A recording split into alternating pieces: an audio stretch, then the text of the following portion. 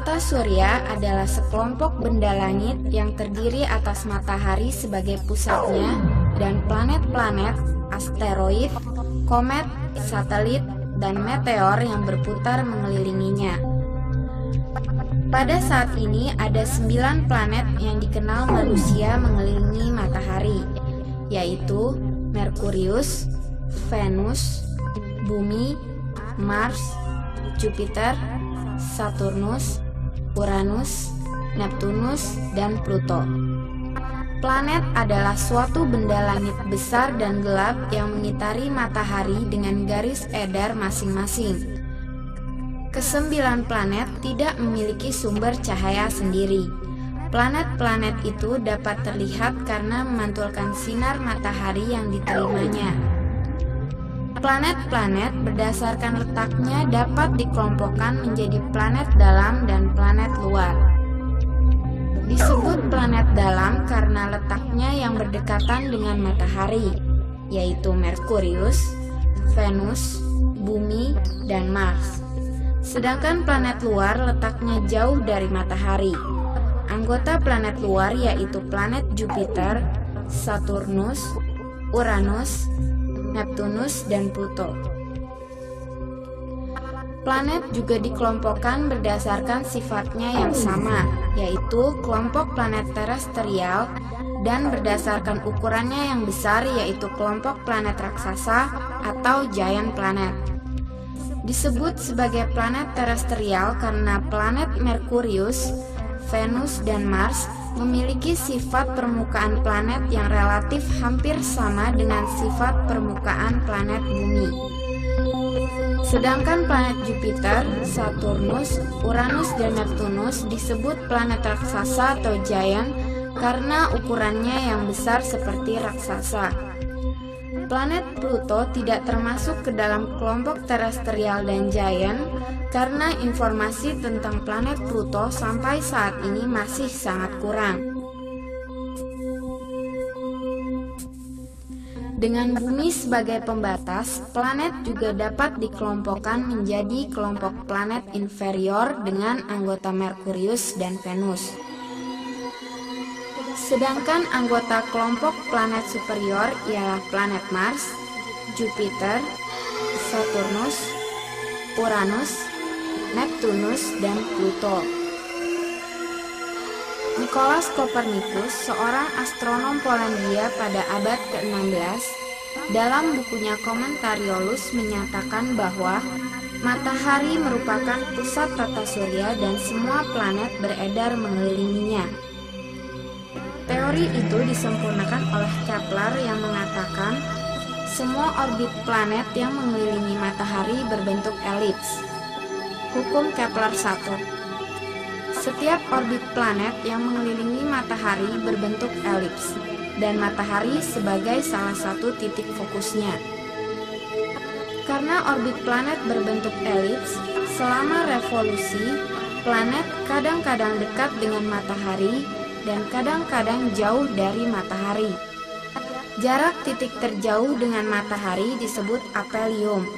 Jaraknya sekitar 152 juta kilometer yang dicapai pada tanggal 1 Juli. Jarak titik terdekat dengan matahari disebut perihelion. Jaraknya sekitar 147 juta kilometer yang dicapai pada tanggal 1 Januari. Pada saat planet berada pada titik aphelion, jaraknya jauh dari matahari. Pengaruh gaya gravitasi dari matahari lebih kecil. Kelajuan gerak planet adalah 29,2 km per second. Ketika planet berada di titik perihelion, pengaruh gravitasi matahari lebih besar. Jaraknya lebih dekat dan kelajuan gerak planet lebih cepat. 30,2 km per second. Planet-planet dalam sistem tata surya yang mengelilingi matahari tidak mungkin bertabrakan satu sama lain, karena setiap planet mempunyai jarak yang berbeda, dengan orbit yang berbeda dan lintasan planet yang tetap. Karena matahari mempunyai massa yang paling besar, maka gaya gravitasinya juga paling besar. sehingga menyebabkan planet-planet itu tidak jatuh ketika berevolusi. Sambil berevolusi, planet-planet juga berputar pada sumbunya dan disebut berrotasi.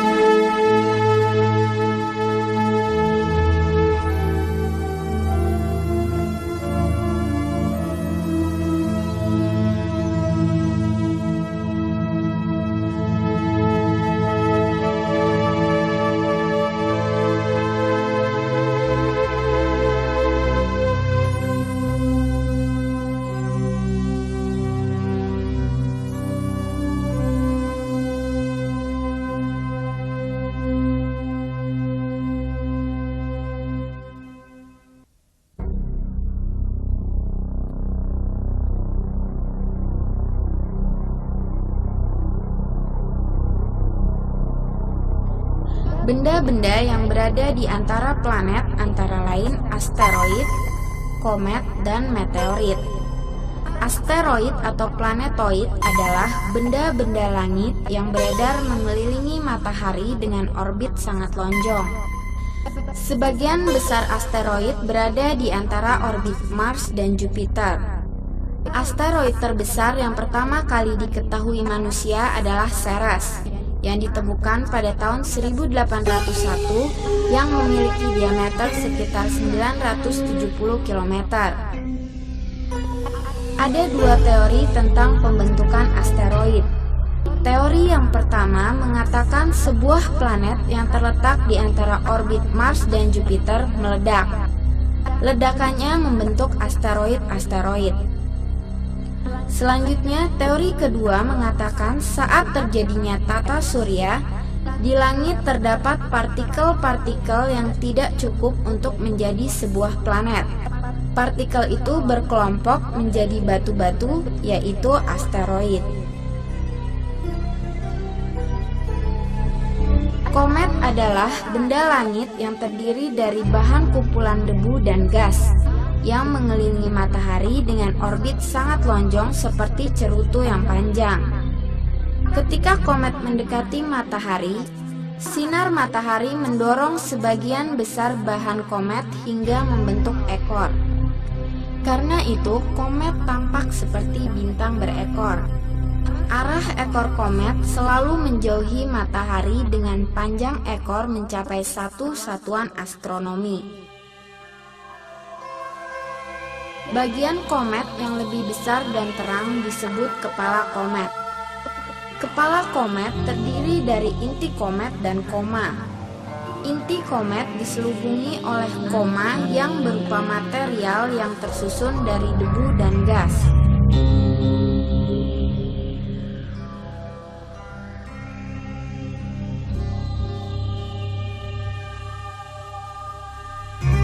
Ada beberapa komet yang pernah terlihat di langit pada malam hari, antara lain komet Ikeya-Seki yang terlihat pada Oktober 1965.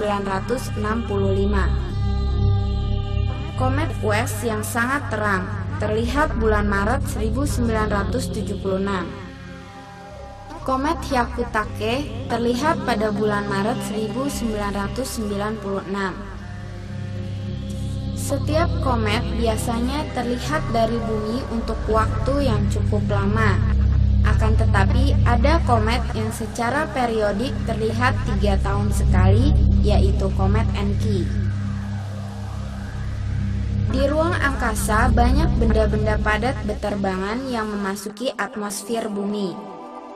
Karena pengaruh gravitasi bumi, benda-benda itu ada yang jatuh ke bumi. Namun, ketika benda padat itu menembus atmosfer bumi, terjadi gesekan dengan atmosfer. Timbul panas yang menyebabkan benda itu terbakar.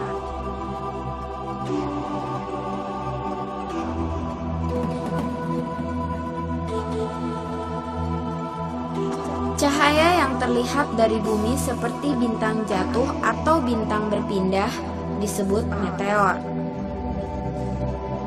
Meteor berasal dari benda-benda langit yang sebagian besar dari asteroid dan komet. Meteor yang jatuh sampai ke bumi dan tidak habis terbakar disebut meteorit. Kawah Barringer di Arizona, Amerika Serikat, diameternya kurang lebih 1.200 meter dengan kedalaman sekitar 200 meter. Diperkirakan sebagai akibat tumbukan meteor yang jatuh ke bumi. Diperkirakan kawah itu berumur 50.000 tahun. Pada bulan Desember 1988, selama beberapa hari terjadi hujan meteor yang dikenal dengan nama Geminid Shower karena berasal dari rasi Gemini. Dapat disaksikan banyak meteor berterbangan di langit pada malam hari dengan mata telanjang.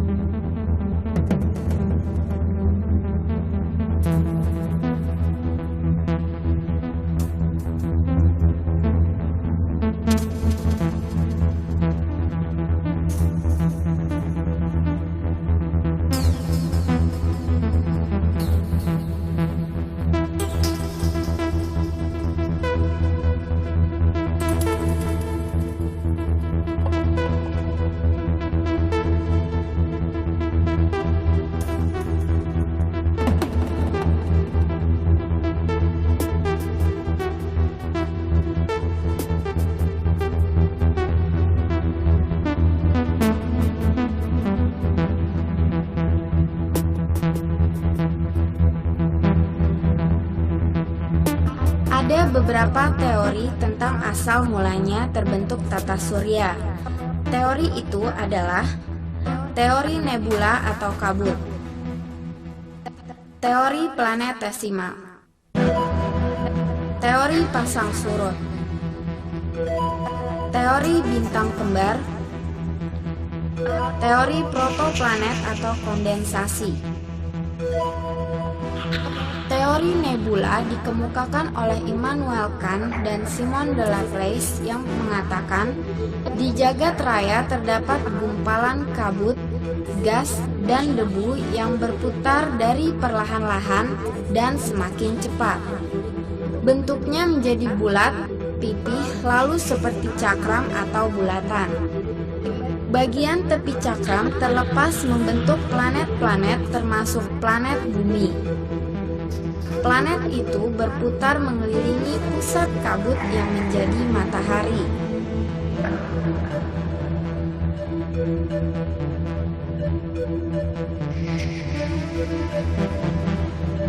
Teori planetesimal dikemukakan oleh Thomas Chamberlain dan Forrest Moulton yang mengatakan matahari dan bintang besar bergerak pada lintasannya dan saat saling mendekat, gas yang ada di matahari tersedot oleh gravitasi bintang yang besar.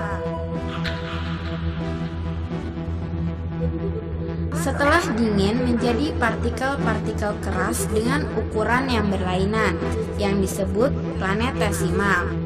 dan partikel yang besar sebagai inti pembentuk planet.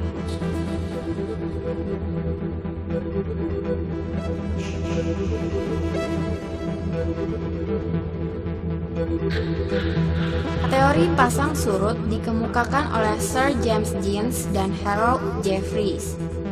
Teori ini mengatakan semula hanya ada matahari saja. Pada suatu saat, ada bintang yang hampir sama besar dengan matahari melintas dan gravitasi dari bintang itu membuat pasang gas pada matahari. Gas itu terlepas dari matahari dan mengelilinginya menjadi butiran-butiran membentuk gumpalan hingga menjadi planet.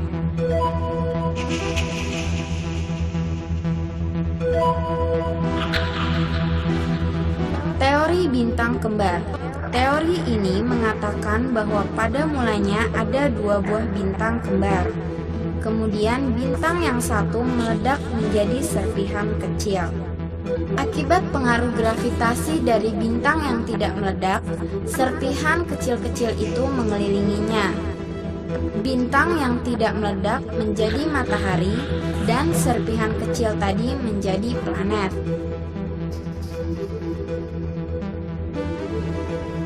Teori kondensasi atau protoplanet mengatakan bahwa tata surya terbentuk dari pemampatan gumpalan awan gas dan debu yang berlangsung selama miliaran tahun. Partikel debu tertarik ke pusat awan yang membentuk bola yang berputar dan lama-kelamaan menjadi bentuk cakram yang tebal di bagian tengah dan tipis di bagian pinggir. Pada cakram bagian tengah mempunyai tekanan yang tinggi, menimbulkan panas dan berpijar, yang akhirnya menjadi matahari. Pada bagian pinggir, cakram berputar sangat cepat menjadi gumpalan gas dan debu yang membentuk planet-planet dan benda-benda langit lainnya yang berputar lebih cepat lagi karena ada pengurangan massa.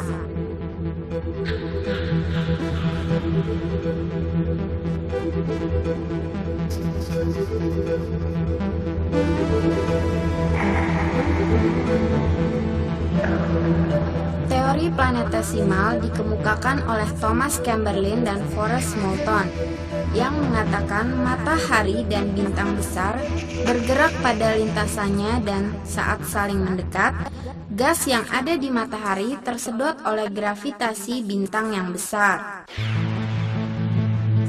Setelah dingin menjadi partikel-partikel keras dengan ukuran yang berlainan yang disebut planetesimal dan partikel yang besar sebagai inti pembentuk planet. Teori pasang surut dikemukakan oleh Sir James Jeans dan Harold Jeffreys. Teori semula hanya ada matahari saja. Pada suatu saat, ada bintang yang hampir sama besar dengan matahari melintas dan gravitasi dari bintang itu membuat pasang gas pada matahari. Gas itu terlepas dari matahari dan mengelilinginya menjadi butiran-butiran membentuk gumpalan hingga menjadi planet. Teori bintang kembar. Teori ini mengatakan bahwa pada mulanya ada dua buah bintang kembar. Kemudian bintang yang satu meledak menjadi serpihan kecil. Akibat pengaruh gravitasi dari bintang yang tidak meledak, serpihan kecil-kecil itu mengelilinginya. Bintang yang tidak meledak menjadi matahari dan serpihan kecil tadi menjadi planet.